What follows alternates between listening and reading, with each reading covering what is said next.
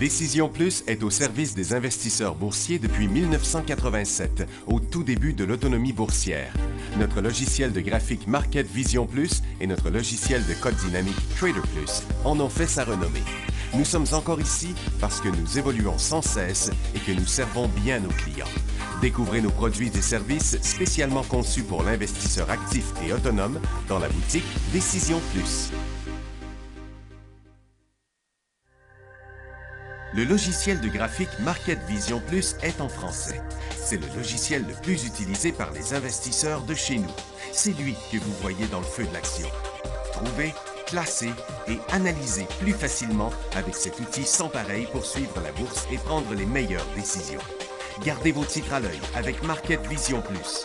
Consultez la boutique Décision Plus pour en faire l'essai pendant 10 jours sans aucun frais, c'est garanti. Laissez-nous vous guider pour analyser la bourse et prendre vos décisions. Les analystes de Guru.tv feront tout le travail pour vous. De minute en minute, nous classons les titres selon leur situation technique. Nous révélons les signaux d'achat et de vente. Nous publions des recherches poussées et nous prodiguons des conseils en temps réel. Ça commence avant l'ouverture et ça se poursuit jusqu'à la fermeture des bourses. Profitez de chaque cycle boursier avec Guru.tv. Trader Plus, l'instrument du day trader. 50 cotes qui clignotent en même temps. Autant de listes que vous voulez. Graphiques à la seconde. De 3 à 30 graphiques.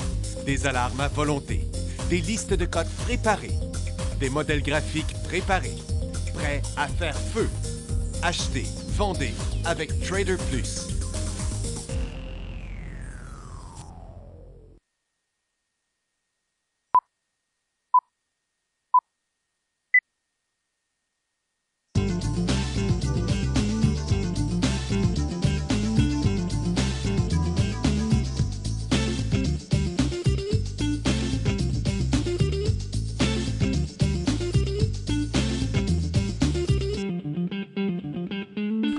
Bonjour tout le monde, bienvenue dans le feu de l'action. On est le 25 janvier, mercredi. Et puis, le dollar, il a fait son 20 000 points ce matin. On est présentement à 20 063 points. C'est les services financiers là, qui sont les plus forts aujourd'hui. Il y avait d'autres secteurs comme la consommation discrétionnaire, les services aux collectivités. Mais ça revient là tranquillement. Toutes les ressources sont à la baisse. Le pétrole, les pétrolières étaient un peu en hausse, mais se sont dégonflées là, depuis quelques minutes. Aujourd'hui, c'est la journée de la sécurité nationale pour Donald Trump. Il y a deux choses qui est censé annoncer aujourd'hui. On n'en a pas... Je ne sais pas à quelle heure ou quand, mais ce qu'on me dit ici, c'est qu'aujourd'hui, il devrait confirmer le mur entre le Mexique et les États-Unis. Et puis aussi, il devait passer une loi pour restreindre l'immigration des pays fortement musulmans. C'est deux bâtons de dynamite, là, ces deux affaires-là. Qu'est-ce que ça peut créer? Je ne sais pas. Pour l'instant, ça semble... Les marchés réagissent positivement. Les marchés asiatiques ont rebondi. Je vais voir ça ici. Là. Bon, comme ça. Le dollar américain est légèrement en baisse, mais quand même assez stable là, sur sa base. Là. Sur le point d'inverser sa tendance baissière. S'il partait à la baisse, ça favoriserait les ressources, mais malgré tout, les ressources ne sont pas à la hausse. Le Nikkei a rebondi, la Chine a rebondi, ils sont tous dans une formation neutre. Londres est à la même place. C'est le marché de Nasdaq là, qui est vraiment le plus fort de toutes. Il a brisé sa résistance hier, il est encore en continuité aujourd'hui. Le Dow Jones a fait son nouveau haut, est en cycle haussier au-dessus de sa résistance. Le SPY aussi, ainsi que le TSX. Donc, le marché... Sur un volume pas très fort, le TSX, là, par contre, le SPY non plus, on peut le voir ici, c'est un volume moins fort qu'à l'habitude. Puis même le Dow Jones, parce que la moyenne du Dow Jones de ce temps-ci, on est juste rendu là à la mi-journée après l'ouverture du matin. C'est quand même assez bizarre.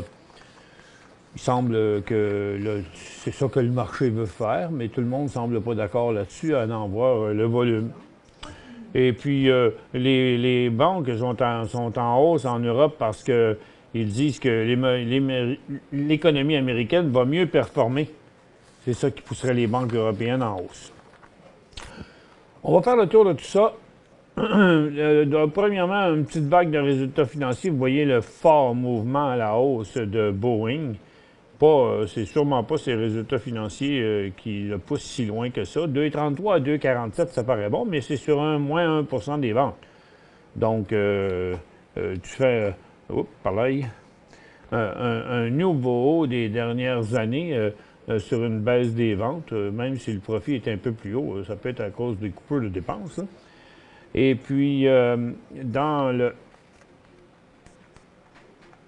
le prochain, Norfolk Southern, 1,36 à 1,42, lui aussi, moins 1 dans les ventes. Deuxième journée de cycle haussier pour eux autres. Abbott glissait ce matin avec des résultats tels attendus à 65 cents, tout comme United Tech à 1,56. Mais il y en a un qui te monte, l'autre descend. Freeport McMoran dans une petite correction, 33 cents à 25 cents.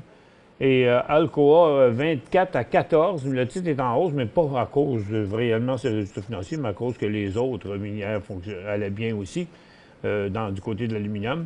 1,23 à 1,21 à 1,23 pour Canadian National Railway. C'est une petite correction sur 2 cents de plus. Canadian Diesel Technology monté ce matin et depuis ce temps-là repère des plumes. Il a annoncé un partenariat avec un fournisseur d'automobiles qui s'appelle Denso pour fournir la technologie de contrôle des émissions au marché nord-américain des poids lourds. Mais il a ouvert en hausse, il ne fait que descendre. Alcon Resources fait l'acquisition d'actifs. Bob Evans Farm qui décollait fortement parce qu'ils vendent des opérations de restauration. Et ils vont payer un dividende de 7 piastres et de 7 piastres 50 par action. Comment tu peux payer un dividende de 7 piastres 50 et faire monter le titre comme ça? Je ne comprends pas. Là, c'est deux nouvelles assez contradictoires. Je comprends que le prix monte parce qu'ils vendent des opérations, mais quand tu enlèves un dividende de 7 piastres et demi, ça ne fait pas monter le titre de 11 piastres. En tout cas. C'est tout ce qu'on avait dans les nouvelles. Bon, premièrement, le pétrole, vous voyez, il ne se passe pas grand-chose. On est dans une formation très neutre maintenant. Là. On n'a plus bien de place là, à aller sans donner un nouveau cycle baissier ou un nouveau cycle haussier ou baissier. Le gaz, c'est un petit rebond.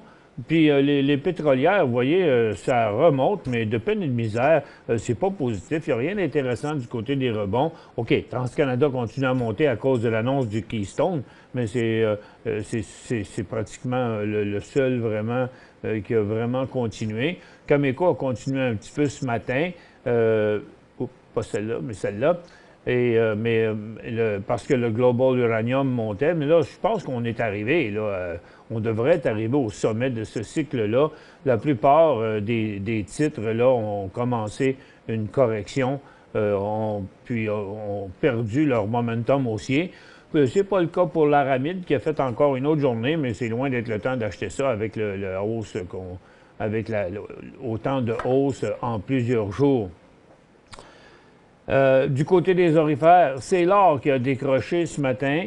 Depuis qu'il a chuté à l'ouverture, après ça, il ne fait que remonter. Puis les titres orifères, par contre, sont venus suivre la correction de l'or.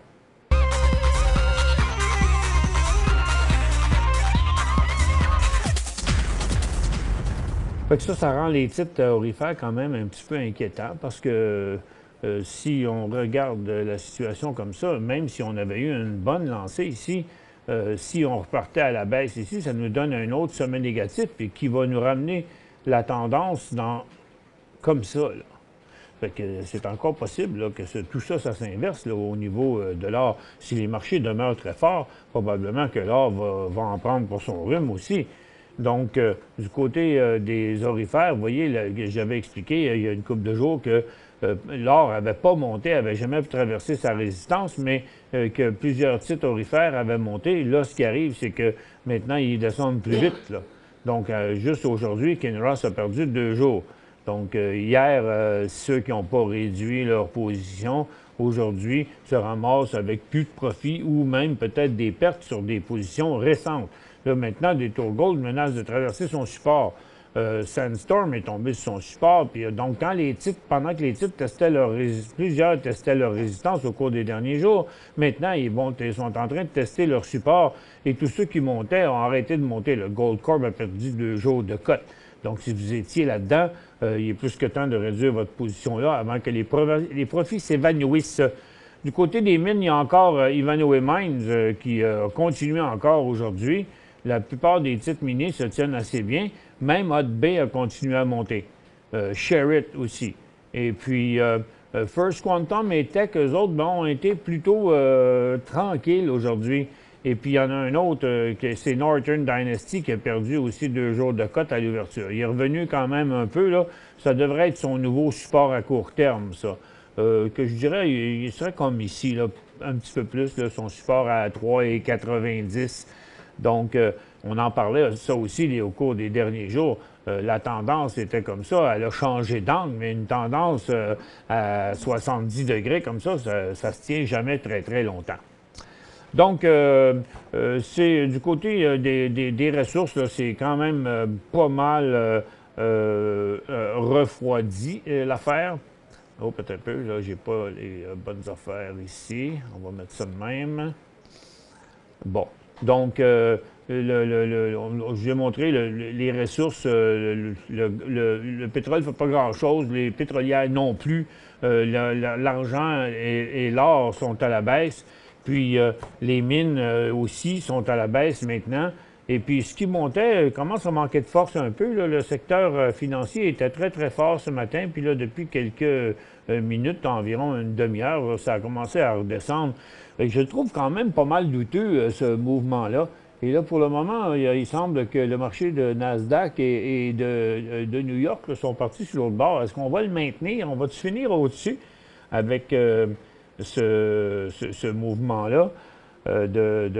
Son record de 20 000 points. Quand Trump va annoncer ses affaires, est-ce que ça va ramener le marché ou pas? C'est bizarre qu'il n'y ait pas plus de volatilité que ça sur des nouvelles de cette ampleur-là. Mais quoi qu'il en soit, il n'y a pas de grosses choses intéressantes à part. Disons que si on se fie au secteur financier avec son mouvement de ce matin, bien, lorsqu'on traverse une résistance de 2 mois comme ça, c'est un nouveau cycle haussier qui devrait nous amener à un autre niveau. Mais ça n'a pas pris d'ampleur. Ça a décollé. Il y a eu une tentative ici dernièrement. Puis regardez, on vient de traverser le support, là. Puis on est en train de revenir. La question que je me pose, c'est est-ce que ça ne va pas tout dégonfler, ça, en après-midi? Il n'y a pas trop de matière à paniquer là, pour l'instant. Les marchés font des nouveaux hauts aux États-Unis, même au Canada. Par contre, comme je vous ai montré, le secteur aurifère s'en vient un petit peu menaçant. Les mines, ça pourrait redescendre aussi. Il y a des beaux profits à protéger là. Puis la hausse du TSX, il y a des hausses là-dedans qui sont moins intéressantes que ça peut paraître, comme la consommation discrétionnaire. C'est juste un gros rebond de Magna et d'une coupe d'autres, mais ça ne change pas la tendance actuelle. Il y a certains titres comme Auto-Canada là, qui sont très forts, mais la plupart, comme même Magna, sont des rebonds, puis tout ça, bien, ça peut changer là, à partir de demain, là. Donc, plusieurs, il n'y en a pas beaucoup qui ont continué leur lancée. Puis même s'il y en a qui montent comme ça depuis 3 jours, mais c'est une remontée normale dans une tendance baissière avec le genre de volatilité que la tendance a. Donc, c'est un peu, c'est pas si facile là, de dire, bon, écoute, on a un nouveau bull market, les marchés font un nouveau haut, on embarque. OK? Dans quoi? Les banques, je suis d'accord que tout ce qui monte là, on ne devrait plus vendre et on devrait conserver. Mais est-ce que techniquement, ce sont des beaux signaux? Non. À mon avis, ça ne l'est pas. On a épuisé les questions qu'on avait hier. On va vous ouvrir la barre de questions. Tantôt, dans quelques instants, j'ai quelques courriels aussi à répondre. On s'en va à la pause dans quelques secondes. En attendant, comme je vous le disais tantôt, vous voyez maintenant la consommation de base, il y a beaucoup de choses là, qui semblent descendre, comme si il fallait battre le record pour aujourd'hui. J'ai l'impression que on dirait une tentative institutionnelle de relancer les marchés, mais en tout cas, je trouve qu'ils ont choisi une bien drôle de journée pour faire ça. Pour joindre Michel Carignan et son équipe par courriel, écrivez à michelcarignan@decisionplus.com. 5 bonnes raisons de gérer vos investissements avec Banque Nationale Courtage Direct. Des frais de commission fixes à 9,95 en tout temps pour tous les clients et à partir de seulement 6,95 si vous êtes un investisseur actif. Aucun frais d'administration annuel si vous détenez plus de 20 000 $ dans vos comptes. La possibilité d'ouvrir des comptes enregistrés en devise américaine. Des outils performants afin de faciliter vos prises de décision. Un service à la clientèle primé et un niveau de satisfaction parmi les plus élevés de l'industrie. Pour en savoir plus, visitez le bncd.ca ou appelez-nous dès maintenant. Décision Plus est au service des investisseurs boursiers depuis 1987, au tout début de l'autonomie boursière. Notre logiciel de graphique Market Vision Plus et notre logiciel de code dynamique Trader Plus en ont fait sa renommée. Nous sommes encore ici parce que nous évoluons sans cesse et que nous servons bien nos clients. Découvrez nos produits et services spécialement conçus pour l'investisseur actif et autonome dans la boutique Décision Plus.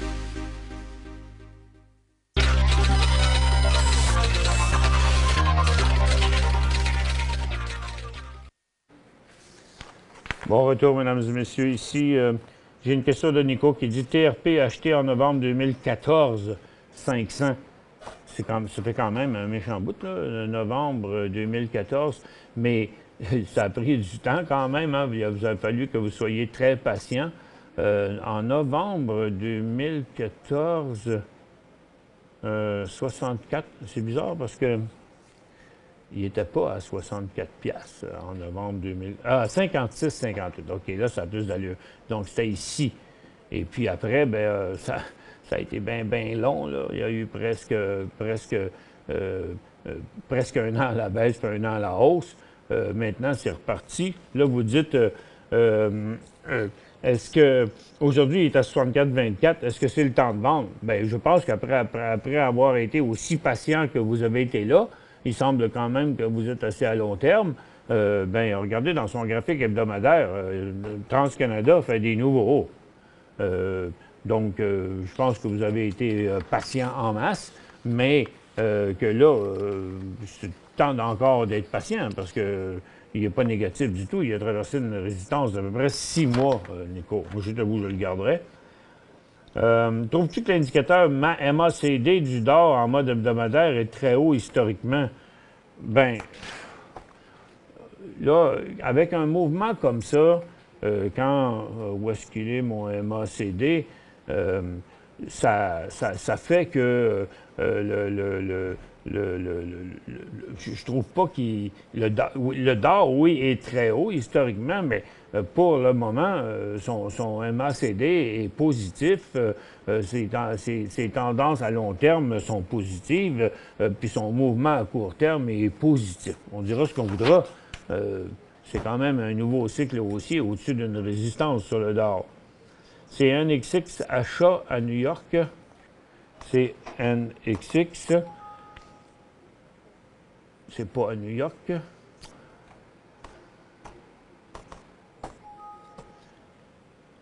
C'est CNNX. Oh, sorry. C'est NNX. C'est Cone Midstream. Techniquement, il est parti sur des gros volumes, mais de son support. Après ça, il s'est stabilisé. Quand votre courriel est sorti, j'aurais dit non, c'est pas un achat. Mais regardez, ce qui est arrivé ici, on était coincé là. Aujourd'hui, il a traversé, mais après ça, il est revenu. Donc, je vous aurais dit que le signal était à 25 et 60, genre.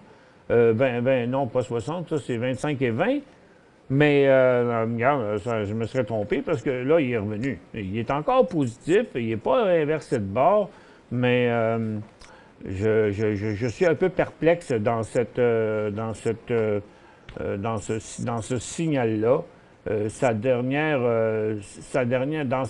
période, le titre a fait de moins en moins de volume. J'y reviens. Et mais il a monté sur des gros volumes. Je ne peux pas vous dire, c'est un titre qui est positif. Sa tendance est bel et bien haussière. J'aime rembarquer au début d'un cycle, mais lui, il fait juste un petit peu plus haut une fois qu'il a fait un cycle. Après ça, il redépart un autre. Comme là, il semble que son cycle est essoufflé là, présentement. Je vous avoue qu'il y a bien de la misère à me prononcer sur celui-là. Bon.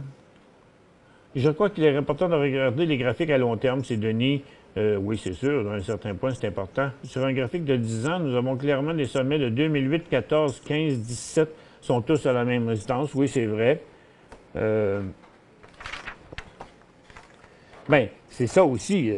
Puis en plus, c'est vrai qu'on est sur des hauts. Pour cette raison, je pense que l'investisseur prudent devrait avoir au moins 50 de son portefeuille en cash. Bien, c'est... Oui. Par contre, quand on parle de portefeuille, Denis, c'est clair, mais ça dépend toujours quelle position on va garder. Tu sais. Ceux qui vont vendre présentement leur position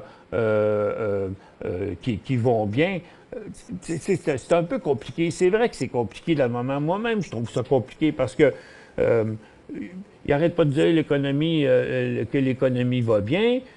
Par contre, les marchés font toujours des nouveaux hauts. Les volumes ne sont pas très forts, mais tu sais, on peut en théorie, ici, avec ces anciens sommets-là qu'on avait, on aurait dû avoir plus de corrections, mais les marchés font l'inverse. Donc, on peut toujours bien pas aller à l'envers du marché. On voit le Dow ici, regardez, c'est dans son graphique hebdomadaire, regardez les volumes aussi sur le long shot. Quand même, c'est un mouvement qu'on ne peut pas passer sous silence. C'est vrai que le marché américain demeure fort. Donc, moi, je pense que ce qui est toujours le mieux, c'est d'y aller dans du cas par cas, secteur par secteur. Garder, il ne faut pas quand même vendre pour rien. S'assurer que si le marché part en correction, que nos stocks, qu'on ne repère pas nos profits ou qu'on ne tombe pas à perte dans certains titres, mais je pense que c'est du cas par cas. Louis dit, j'ai acheté SOI à 56 cents. Puis là, il est aux alentours de 45. Le 18 janvier 2017, je sais que c'était un mauvais achat. Le lendemain de l'élan haussier, quel est le point de sortie? Est-ce une bonne idée d'en racheter pour baisser mon coût moyen? Non, rachetez-en pas. Si le titre partait à la baisse, vous allez juste grossir votre perte. Pour l'instant, il n'est pas négatif tellement parce que il a fait quelques incursions là, à la baisse. Vous avez payé combien déjà? 56 cents. Là, il vaut 45 cents. Il est un peu incohérent, c'est clair, vous le voyez là, ici. Je pense que 42 cents semble être son gros support. Je dirais au moins de le toffer. Parce que c'est pas une grosse aurifère bien établie dans des niveaux de production et tout, là.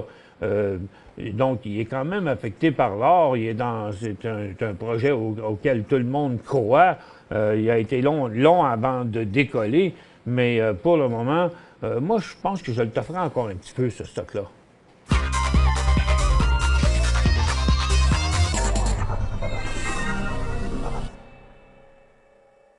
Cinq bonnes raisons de gérer vos investissements avec Banque Nationale Courtage Direct. Des frais de commission fixes à 9,95 en tout temps pour tous les clients et à partir de seulement 6,95 si vous êtes un investisseur actif. Aucun frais d'administration annuel si vous détenez plus de 20 000 $ dans vos comptes. La possibilité d'ouvrir des comptes enregistrés en devise américaine.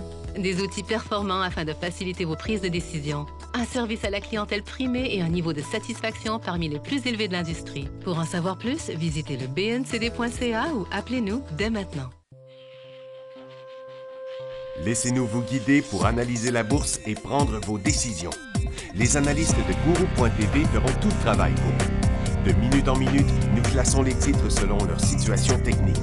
Nous révélons les signaux d'achat et de vente. Nous publions des recherches poussées et nous prodiguons des conseils en temps réel. Ça commence avant l'ouverture et ça se poursuit jusqu'à la fermeture des bourses. Profitez de chaque cycle boursier avec Guru.tv.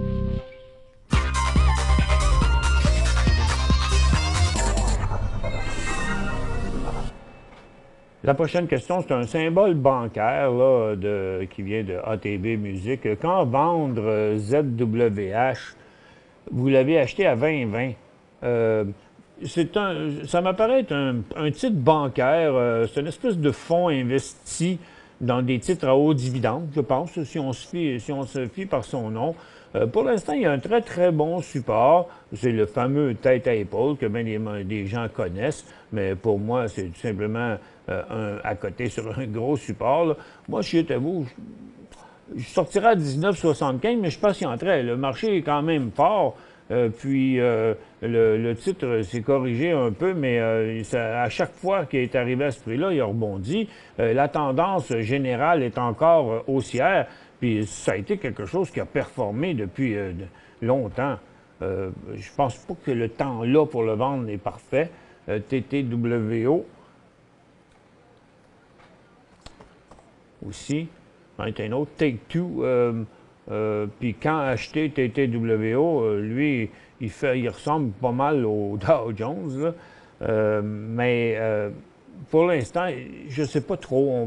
C'est dur de voir où sont ses points d'achat. C'est pas un titre c'est un titre performant, mais son graphique n'est pas facile, là, il n'est pas clair. Ça aurait été dernièrement. Mais ça aurait été quand le meilleur point pour acheter ce titre-là dans les dernières années? Ça a été à peu près n'importe quand, là. Tu sais, difficile à dire. Dans les derniers jours, il passait une résistance importante. Ça aurait pu être un bon point d'entrée. Yogi, salut Michel, mais MTO a annoncé une consolidation de 10 pour 1 pour février. Ben, oui, ils vont finir par le faire, je sais. Je pense qu'ils pensent que... Je me souviens que quand j'avais été les visiter, ils m'en parlaient. Ben, ça fait longtemps de ça. Puis depuis, justement, je regardais encore la vidéo, en fait, semaine dernière, lorsqu'on avait coulé une brique d'or là-bas, et puis de 750 onces. Et puis, je sais que ça les chicote. Ils pensent que le titre n'intéresse pas personne quand il est à 10 cents. Moi, je pense que ce qui empêche Métanor de monter, c'est pas parce que c'est un titre qui vaut pas cher. Là. Il y a plein de titres sur le marché de croissance là, qui valaient 2, 3, 4, 5 cents, puis que maintenant, ils en valent 50 cents une pièce. Là. Tu sais, j'aime bien les gens là-bas, le projet et tout. Mais le problème, c'est les profits. Là. Le problème, c'est qu'ils doivent payer des redevances, puis c'est le profit aux actionnaires, la raison pourquoi ils ne montent pas. Quand un titre est aux alentours, regarde, il est monté dans la dernière grosse poussée qu'on avait eue dans l'or, le titre est monté de 5 cents à 10 cents ou 3 cents à 10 cents, là, il est revenu à 5 cents. Moi, personnellement, j'ai dit ça, OK? Parce que si la compagnie n'a pas le vent dans les voiles, si la compagnie n'a pas quelque chose qui va faire augmenter les profits ou des projets qui vont exciter vraiment le monde, ben quand tu remontes le prix, tout ce que ça fait, c'est qu'il redescend. On a vu ça combien de fois, OK? Ça prend vraiment une bonne raison pour consolider le titre. Parce que s'il consolide de 10 pour 1, ben il va partir de 5 cents à 50 cents, OK? Mais là, rendu à 50 cents, il va faire quoi? Il va descendre tranquillement, 45, 40, non. En tout cas. Mais ils ont dit qu'il y aurait des profits en début de février pour la première fois. Bon, c'est peut-être ça, OK? C'est peut-être ça qu'ils pensent que, OK, on va le mettre à 50, et puis en même temps, on va annoncer des profits, puis le titre va relancer. Mais le fait qu'il va fractionner, ça ne va pas l'aider. J'ai 200 000 actions au prix de 10 cents. Dois-je tout vendre si le titre monte ou quelle est ta suggestion? Bon, bien, quand ils vont fractionner, ça ne changera pas la valeur. vous en avez 200 000. Quand il va fractionner 10 pour 1, vous allez en avoir 20 000. Et non plus 200 000. Mais vous allez en avoir 20 000 aux alentours de 50 cents, au lieu d'en avoir 200 000 aux alentours de 5 cents dans le moment. La question, dois-je tout vendre? On verra quand ça arrivera. On verra selon les profits qui vont sortir aussi, puis la réaction des investisseurs au moment où ça va sortir. GPY. C'est quoi les profits qu'ils vont annoncer? GPY Golden Predator. Ça a performé beaucoup. Acheté à 90, pris un profit 50 sur la position à 1,15 $. Bravo. Vous voyez, il est descendu à 1,13 $. Oui, vous auriez pu les vendre à plus cher aussi, mais regarde, personne ne savait. À ce moment-là, il aurait pu recommencer à descendre. Tant mieux. Vous en avez flushé la moitié, vous avez encore la moitié. Maintenant, vous voulez sûrement savoir vendre ou conserver.